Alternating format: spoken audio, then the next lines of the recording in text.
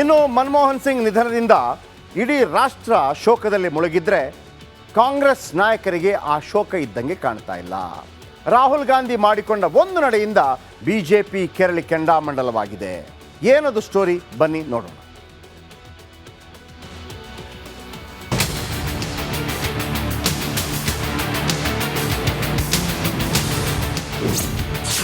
ದೇಶದಲ್ಲಿ ಮನಮೋಹನ್ ಸಿಂಗ್ ಶೋಕಾಚರಣೆ.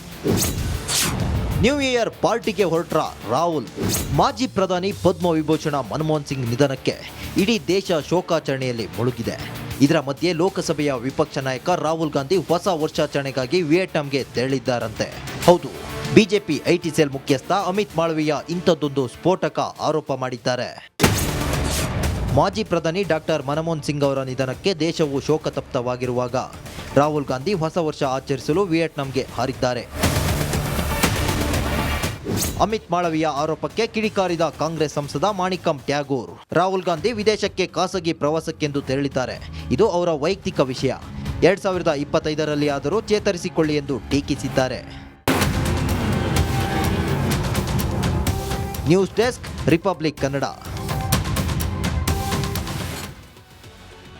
ಅದೇ ನೋಡಿ, ಭಾರತ ಯಾವತ್ತೂ ಕೂಡ ಒಂದು ವಿಶ್ವಾಸದಲ್ಲಿ ಇರ್ತಾ ಇತ್ತು. ಆದರೆ ಆ ವಿಶ್ವಾಸಕ್ಕೆ ಮನ್ನಣೆ ಸಿಗದೇ ಇದ್ದಾಗ ಈ ಥರ ಆಗುತ್ತೆ.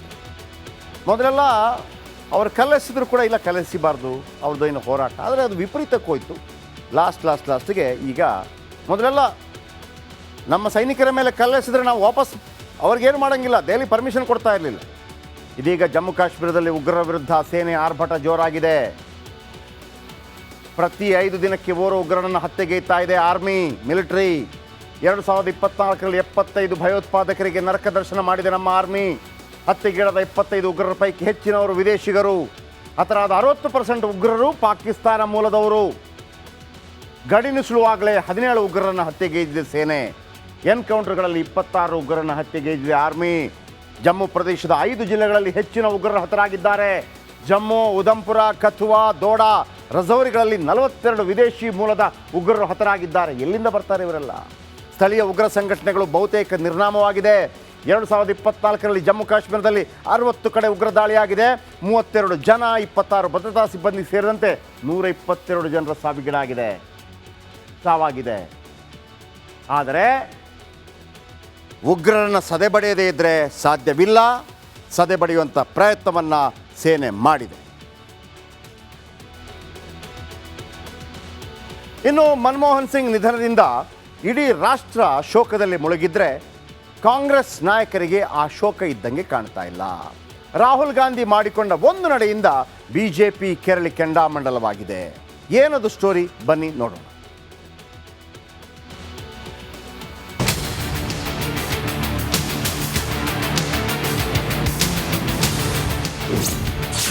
ದೇಶದಲ್ಲಿ ಮನಮೋಹನ್ ಸಿಂಗ್ ಶೋಕಾಚರಣೆ.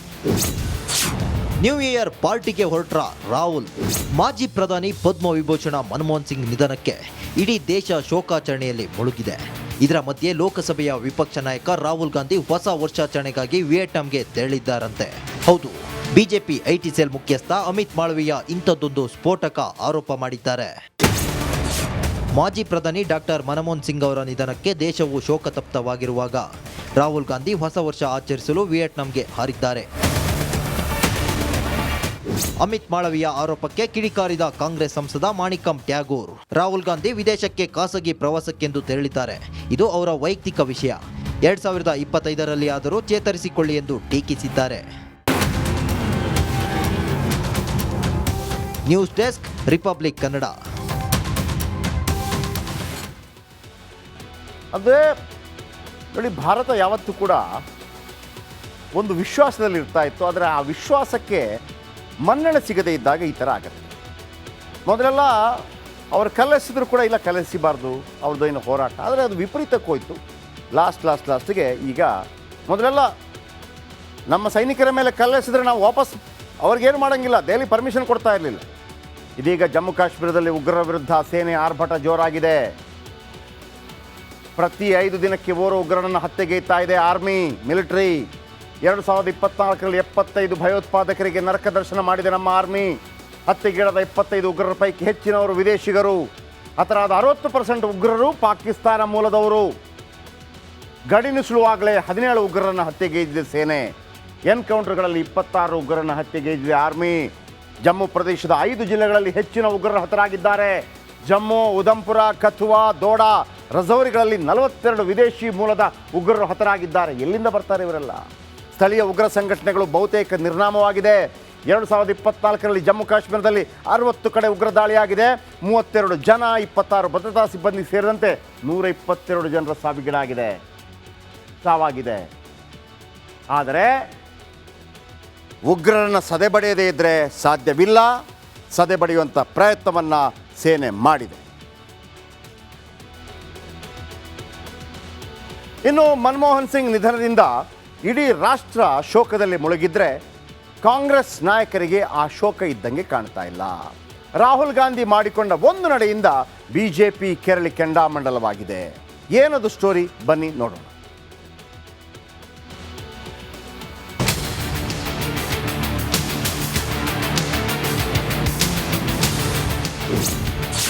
ದೇಶದಲ್ಲಿ ಮನಮೋಹನ್ ಸಿಂಗ್ ಶೋಕಾಚರಣೆ. ನ್ಯೂ ಇಯರ್ ಪಾರ್ಟಿಗೆ ಹೊರಟ್ರ ರಾಹುಲ್. ಮಾಜಿ ಪ್ರಧಾನಿ ಪದ್ಮ ವಿಭೂಷಣ ಮನಮೋಹನ್ ಸಿಂಗ್ ನಿಧನಕ್ಕೆ ಇಡೀ ದೇಶ ಶೋಕಾಚರಣೆಯಲ್ಲಿ ಮುಳುಗಿದೆ.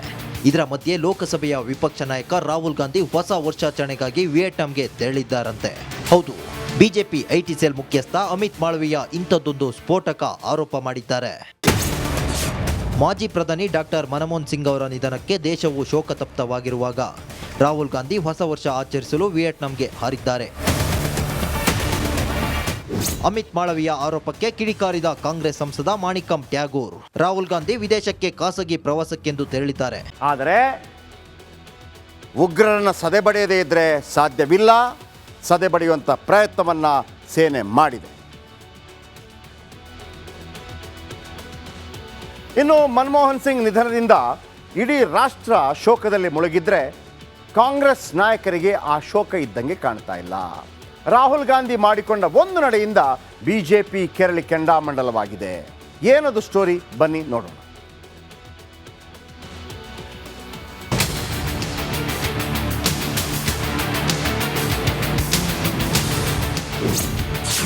ದೇಶದಲ್ಲಿ ಮನಮೋಹನ್ ಸಿಂಗ್ ಶೋಕಾಚರಣೆ.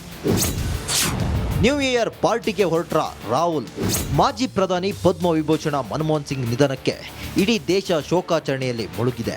ಇದರ ಮಧ್ಯೆ ಲೋಕಸಭೆಯ ವಿಪಕ್ಷ ನಾಯಕ ರಾಹುಲ್ ಗಾಂಧಿ ಹೊಸ ವರ್ಷಾಚರಣೆಗಾಗಿ ವಿಯೆಟ್ನಾಂಗೆ ತೆರಳಿದ್ದಾರಂತೆ. ಹೌದು, ಬಿಜೆಪಿ ಐಟಿ ಸೆಲ್ ಮುಖ್ಯಸ್ಥ ಅಮಿತ್ ಮಾಳವೀಯ ಇಂಥದ್ದೊಂದು ಸ್ಫೋಟಕ ಆರೋಪ ಮಾಡಿದ್ದಾರೆ. ಮಾಜಿ ಪ್ರಧಾನಿ ಡಾಕ್ಟರ್ ಮನಮೋಹನ್ ಸಿಂಗ್ ಅವರ ನಿಧನಕ್ಕೆ ದೇಶವು ಶೋಕತಪ್ತವಾಗಿರುವಾಗ ರಾಹುಲ್ ಗಾಂಧಿ ಹೊಸ ವರ್ಷ ಆಚರಿಸಲು ವಿಯೆಟ್ನಾಂಗೆ ಹಾರಿದ್ದಾರೆ. ಅಮಿತ್ ಮಾಳವೀಯ ಆರೋಪಕ್ಕೆ ಕಿಡಿಕಾರಿದ ಕಾಂಗ್ರೆಸ್ ಸಂಸದ ಮಾಣಿಕಂ ಟ್ಯಾಗೋರ್ ರಾಹುಲ್ ಗಾಂಧಿ ವಿದೇಶಕ್ಕೆ ಖಾಸಗಿ ಪ್ರವಾಸಕ್ಕೆಂದು ತೆರಳಿದ್ದಾರೆ.